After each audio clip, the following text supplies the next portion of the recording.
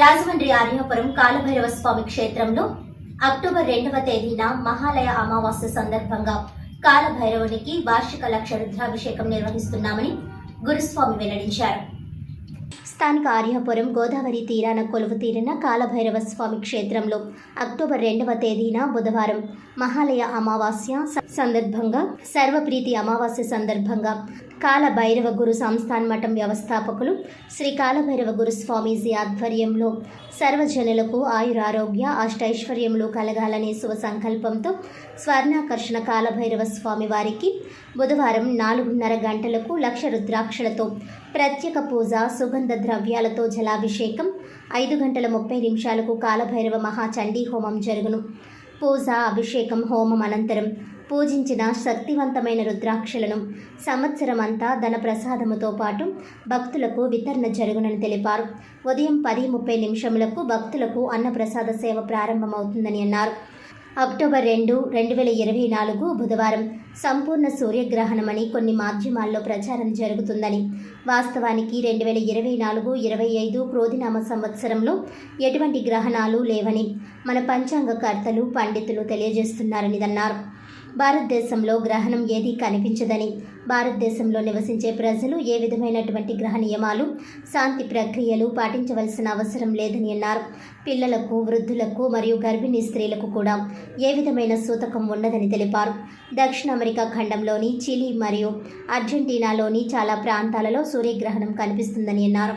పాక్షిక సూర్యగ్రహణం ఉత్తర అమెరికాలోని కొన్ని దక్షిణ ప్రాంతాల నుండి, దక్షిణ అమెరికాలోని చాలా భాగం, పసిఫిక్ మహాసముద్రం, దక్షిణ అట్లాంటిక్ మహాసముద్రం మరియు అంటార్కిటికా నుండి కనిపిస్తుందని రాజమండ్రి ప్రెస్ క్లబ్లో జరిగిన విలేకరుల సమావేశంలో కాలభైరవ గురుస్వామి తెలియజేశారు. అందరికీ నా హృదయపూర్వక నమస్కారం. ఈ కార్యక్రమం ముఖ్యంగా అక్టోబర్ 2వ తారీఖు మహాలయ అమావాస్య, సర్వప్రీతి అమావాస్య అంటాం, సర్వపితృ అమావాస్య అంటాం. పితృదేవతల యొక్క సంపూర్ణమైనటువంటి అనుగ్రహం పొందడం కోసం ఈ యొక్క మహాలయ అమావాస్య రోజున పెద్దల యొక్క అనుగ్రహం కోసం, వారి యొక్క సంపూర్ణమైనటువంటి ఆశీస్సుల కోసం మన యొక్క శక్తి మేరకు దాన కార్యక్రమాలు, అలాగే పూజా కార్యక్రమాలు చేస్తూ ఉంటాం. ఈ యొక్క అక్టోబర్ 2వ తారీఖు 2024 బుధవారం రోజున అఖండ గోదావరి నది తీరాన కాలభైరవ స్వామి వారి క్షేత్రంలో వార్షిక లక్ష రుద్రాక్షల పూజా కార్యక్రమం. ప్రతి సంవత్సరం కూడా లక్ష రుద్రాక్షలతో కాలభైరవ స్వామి వారికి పూజ చేసి, తదుపరి సుగంధ జలాలతో అభిషేకం చేసి, హోమం చేసినటువంటి ఈ యొక్క రుద్రాక్షలను సంవత్సరం పొడవునా కూడా దర్శించేటటువంటి భక్తులకు ఇచ్చేటటువంటి ఆనవాయి ఉంది. అందులో భాగంగా ఈ యొక్క మహాలయ అమావాస్య అక్టోబర్ 2వ తారీఖున ఈ యొక్క రుద్రాక్షలు పంపిణీ చేసేటటువంటి కార్యక్రమం. రుద్రాక్షల పంపిణీతో పాటుగా స్వామివారి యొక్క నాణాలను ప్రసాదంగా కూడా ఇవ్వడం జరుగుతుంది. అలాగే ఆ రోజున కొన్ని ప్రచార మాధ్యమాలలో సూర్యగ్రహణం ఉందనేటటువంటి ప్రచారం కూడా జరుగుతుంది. యథార్థానికి మన భారతదేశంలో 2024-2025 క్రోధినామ సంవత్సరానికి సంబంధించి ఏ విధమైనటువంటి గ్రహణాలు లేవు అని మన పంచాంగకర్తలు, పండితులు కూడా తెలియజేస్తున్నారు. కానీ కొంతమంది మాత్రం ప్రత్యేకంగా ప్రజల్లో కొద్దిగా భయాన్ని నింపేటటువంటి మాటలు మాట్లాడుతూ ఉన్నారు.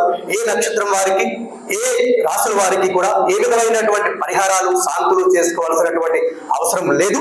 ఒకవేళ మనకు అవకాశం ఉంది అంటే ఆ రోజు మన శక్తి మేరకు దాన కార్యక్రమాలు, దేవాలయ దర్శనం చేస్తే సరిపోతుందని మన పెద్దలు తెలియజేస్తూ ఉంటారు. ఈ గ్రహణాలకు సంబంధించి పిల్లలకు, వృద్ధులకు, గర్భిణీ స్త్రీలకు కూడా ఏ విధమైనటువంటి సూతకము, మైలు, నియమాలు కూడా ఉండవని మన పండితులు తెలియజేస్తున్నారు. పత్రికా విలేకరుల ముఖంగా ప్రజలందరికీ కూడా అపోహలు తొలగించడం కోసం ఈ యొక్క మాటలు కాలభైరవ గురు సంస్థాన మఠం నుంచి తెలియజేయడం జరుగుతుంది. శుభం.